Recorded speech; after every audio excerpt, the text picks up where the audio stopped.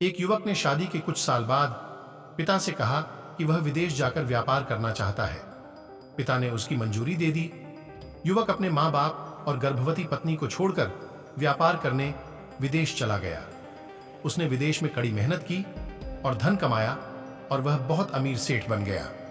लगभग 15 वर्ष धन कमाने में बीत गए तो उसे वापस घर लौटने की इच्छा हुई। पत्नी को पत्र लिखकर उसने आने की सूचना दी और जहाज में बैठ गया। वह सेठ कुछ दिनों बाद अपने नगर पहुंचा। नगर के एक चौराहे पर ही उसने देखा कि एक व्यक्ति एक बोर्ड के साथ खड़ा था। उस बोर्ड पर उसने लिख रखा था, बेशकीमती ज्ञान के सूत्र। सेठ ने उस व्यक्ति के पास जाकर पता किया तो उसने बताया कि मैं बेशकीमती ज्ञान के सूत्र बेच रहा हूं। तो सेठ बोला, ठीक है, एक सूत्र मुझे भी दे दो। वह आदमी बोला, मेरे हर ज्ञान सूत्र की कीमत 100 स्वर्ण मुद्राएं हैं। सेठ को यह सौदा महंगा तो लगा, लेकिन उसने एक ज्ञान सूत्र खरीद लिया। उस व्यक्ति ने सेठ को ज्ञान का सूत्र दिया, कोई भी कार्य करने से पहले 2 मिनट रुककर सोच लेना। सेठ ने वह सूत्र अपनी डायरी में लिख लिया। सेठ को अपने घर पहुंचते पहुंचते रात हो गई। सेठ ने सोचा, इतने सालों बाद लौटा हूं तो क्यों ना सीधे पत्नी के पास पहुंचकर उसे सरप्राइज दूं। घर के चौकीदारों को इशारों से अंदर कुछ भी कहने से मना कर दिया और सीधे पत्नी के कमरे में गया। वहां का नजारा देखकर वह चौंक गया।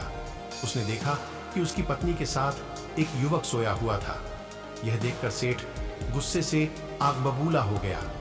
वह सोचने लगा कि मैं परदेश में उसकी चिंता करता रहा और ये यहाँ अन्य पुरुष के साथ सो रही है।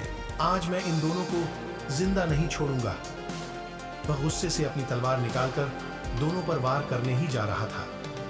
इतने में उसे 100 स्वर्ण मुद्राओं के बदले जो ज्ञान सूत्र खरीदा था, उसकी याद गई कि कुछ भी कार्य करने से पहले 2 मिनट सोच ले। वह 2 मिनट सोचने के लिए रुका। उसने तलवार वापस पीछे हटाई, लेकिन वो किसी बर्तन से टकरा गई। बर्तन के गिरने की आवाज से पत्नी की नींद खुल गई।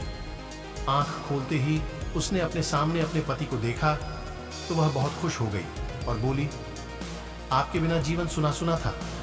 इंतजार में इतने वर्ष कैसे निकले यह मैं ही जानती हूं। पत्नी ने इतना बोलकर पास सोए हुए युवक को उठाते हुए बोली, बेटा उठ जा, तेरे पिताजी आए हैं। युवक उठकर जैसे ही पिता को प्रणाम करने झुका तो माथे की पगड़ी सेठ के पैरों में गिर गई। उसके लंबे लंबे बाल बिखर गए। सेठ की पत्नी ने कहा, यह आपकी बेटी है, इसके सम्मान को कोई आंच न आए, इसलिए मैंने इसे बचपन से ही पुत्र के समान पालन पोषण और संस्कार दिए हैं। यह सुनकर सेठ की आंखों से आंसू की धारा बह निकली। उसने पत्नी और बेटी को गले लगा लगा लिया और सोचने लगा, यदि आज मैंने उस ज्ञान सूत्र पर अमल नहीं किया होता तो आवेश में आकर कितना अनर्थ हो जाता। मेरे हाथों से मेरा ही निर्दोष परिवार खत्म हो जाता। दोस्तों, इस कहानी से यही शिक्षा मिलती है कि जल्दबाजी में आकर कोई निर्णय न लेवे, क्योंकि जब हम आवेश में होते हैं तो हमें अच्छे बुरे का ख्याल नहीं रहता है। इसलिए गुस्सा होने की स्थिति में कोई भी निर्णय ना लें। कुछ देर रुके और दिमाग ठंडा होने दें और फिर सोचें कि क्या सही है, क्या गलत है। दोस्तों, ऐसे ही मोटिवेशनल वीडियो हर दिन पाने के लिए हमारे चैनल को सब्सक्राइब करना ना भूलें।